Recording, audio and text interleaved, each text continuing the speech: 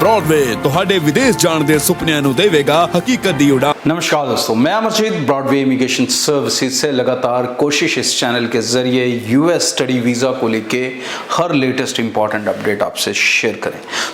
जब कोई कंट्री सख्त होती है उसी टाइम पे कोई और कंट्री रिलैक्स होती है। इस समय जहां न्यूज़ आ रही है यूके टफ हो रहा है, ऑस्ट्रेलिया टफ हो रहा है, वहीं पर गुड न्यूज़ ये आ रही है कि यूएस रिलैक्स हो रहा है। और यूएस ऐसी कंट्री है जो हर बच्चे की फर्स्ट चॉइस है, हर बच्चे की। कहीं ना कहीं वो कनाडा भी जाता है तो कॉम्प्रोमाइज़ करके, वो ऑस्ट्रेलिया भी जाता है तो कॉम्प्रोमाइज़ करके, वो यूके भी जाता है तो कॉम्प्रोमाइज़ करके। बट आज की डेट में यूएस आपको वो सक्सेस रेट दे रहा है जो सक्सेस रेट आप कनाडा, ऑस्ट्रेलिया के अंदर देखते थे। जी हाँ, लेकिन इंपॉर्टेंट चीज़ है प्रोफाइल सिलेक्शन। अगर आपका प्रोफाइल सही होना चाहिए तो प्रोफाइल कौन सा सही है?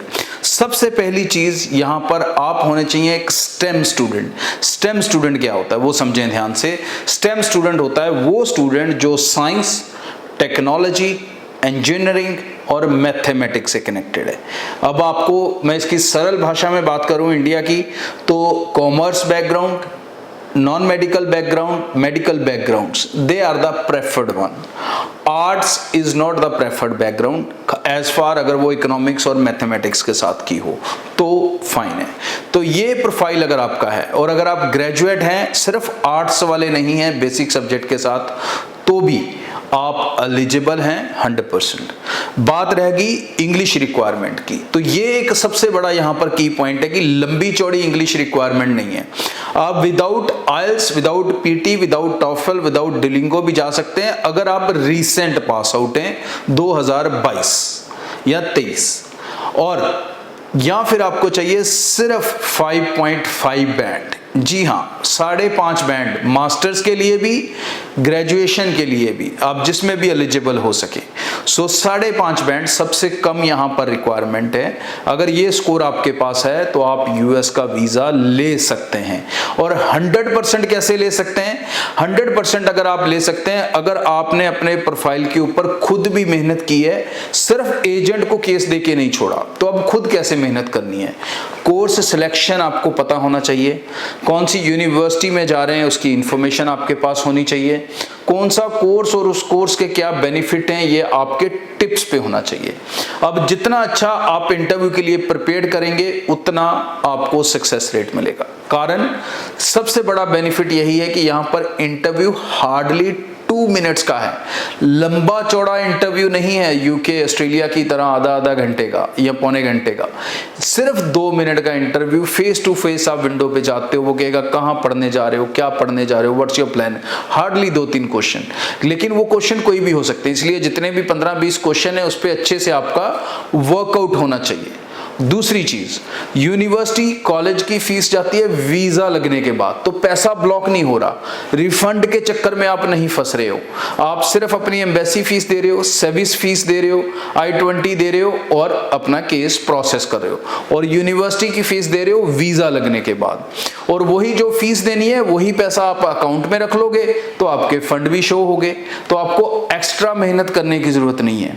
और सबसे आसान ये वीजा आज की डेट में हुआ पड़ा है जहां पर तकरीबन 70% प्लस सक्सेस रेट चल रहा है। तो अगर आप डिक्लाइंड भी हैं यूएस से, कनाडा से, ऑस्ट्रेलिया से, मतलब यूके से, ऑस्ट्रेलिया से, कनाडा से, then also you are 100% eligible. आप यूएस वीज़ा हासिल कर सकते हैं। वो रिजेक्शंस आपको डिसीजन में अफेक्ट नहीं कर सकती। क्यों नहीं कर सकती? क्योंकि जब यूएस की डिटेल भरी जाती है उसमें किसी तरह भी कोई भी रिफ्यूजल की डिटेल एम्बेसी नहीं मांगती है आपसे। तो जब उन्होंने मांगी नहीं तो कोई लड़ाई नहीं, जब कोई लड़ाई नहीं तो उसके कारण रिफ्यूजल होने का सवाल ही पैदा नहीं होता। तो यूएस के लिए अपनी एप्लीकेशंस लगाना चाहते हैं, तुरंत ब्रॉडवे टीम को मिलें। ऑफिसेज आप सबको पता है पूरे नॉर्थ इंडिया में, गुजरात में है, न्यू दिल्ली में है, हरियाणा में है, पंजाब में है, जम्मू में है, और बेफिक्र होकर अपना यूएस का स्टडी वीज़ा जल्दी से जल्दी अप्लाई करें। आज रात को एक बड़ी खुशखबरी कनाडा की तरफ से आई है, IRCC की तरफ से, जिसमें बच्चों को उन्होंने पूरा खुश कर दिया है। जी हाँ, इसमें अब SDS जो कैटेगरी थी, SDS कैटेगरी में वही बच्चे अभी तक आते थे जिनका ऑल स्कोर 6 ईच था। अब जिनका आल स्कोर 6 ईच नहीं होता था वो बच्चे एसडीएस में नहीं होते थे, जिसके कारण वो बहुत सारी रिफ्यूजल्स फेस करते थे। अब कनाडा ने टोटल 4 नए एग्जाम एसडीएस कैटेगरी में ऐड कर दिए हैं। जी हाँ, ये 4 एग्जाम कौन कौन से हैं नोट कर लें, जो आप दे सकते हैं आल्स के अलावा। 1 इज सेल्पिप जनरल, ये चंडीगढ़ में हो जाता है exam. Then it's a CAEL, ये भी चंडीगढ़ में हो जाता है। और इसके अलावा जो 2 एग्जाम है वो आपकी मेन खुशी का कारण है, that is PTE academic and TOEFL IBT test. ये दोनों टेस्ट जो मेजरली होते हैं आइल्स के बाद, ये दोनों पहले एसडीएस कैटेगरी में नहीं थे, बट अब इनको एसडीएस कैटेगरी में ऐड कर दिया गया है। अब इसमें स्कोर कितना चाहिए वो भी आप ध्यान से नोट कर लें। सेल्पिप में अपने को चाहिए 6 इन ईच 4 लैंग्वेज मॉड्यूल जो उसके होते हैं, 777 चाहिए सेल्पिप एग्जाम का। सेल्पिप का मैं कह रहा हूं। जो CAEL एग्जाम है उसका जो मिनिमम स्कोर चाहिए वो चाहिए 60, और सेम स्कोर ही PTE एकेडमिक का भी चाहिए, जिसमें आपका कम से कम स्कोर 60 होना चाहिए, 60 होने चाहिए। उसके बाद आ जाता है 4th exam, that is TOEFL IBT। ये टेस्ट में आपके मिनिमम 83 होने चाहिए, इसके ओवरऑल है। ठीक है जी।